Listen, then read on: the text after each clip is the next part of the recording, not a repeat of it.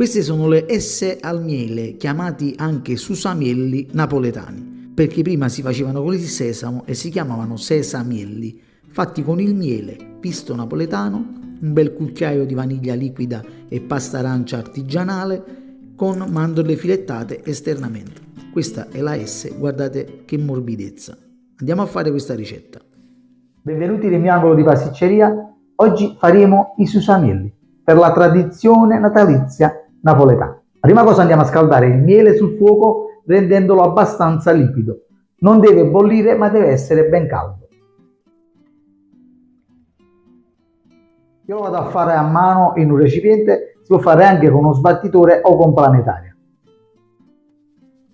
Quindi nel miele ancora caldo vado a inserire subito lo zucchero, così si va a sciogliere un poco, un cucchiaino di pasta vaniglia che ho realizzato, vi lascio il link in descrizione per farla, un cucchiaino di pisto napoletano o cannella e un bel cucchiaino abbondante di pasta d'arancia, sempre da me realizzata, vi lascio il link. Quindi inseriamo anche cubetti d'arancia candita, mettiamo un pizzico di ammoniaca per dolci, ossia 1 grammo, e andiamo a mescolare in questo modo.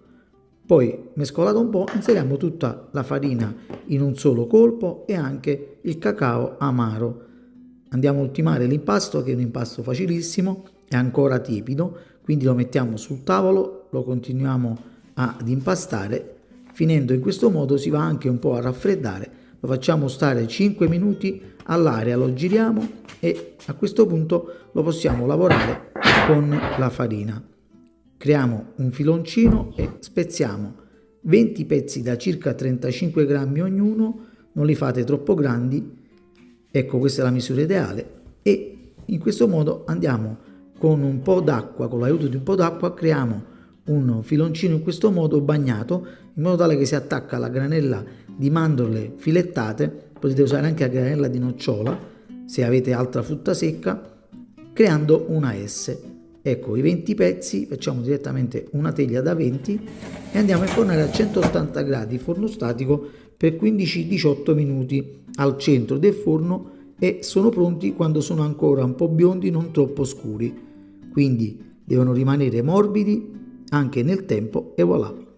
Queste sono le S al miele che completano il pacchetto di dolci natalizi a Napoli. Adesso vi faccio vedere, guardate che spettacolo quando vado a spezzare. Questo è un dolce che quando si va a conservare, si va a chiudere per il periodo natalizio, diventa sempre più morbido grazie al miele all'interno.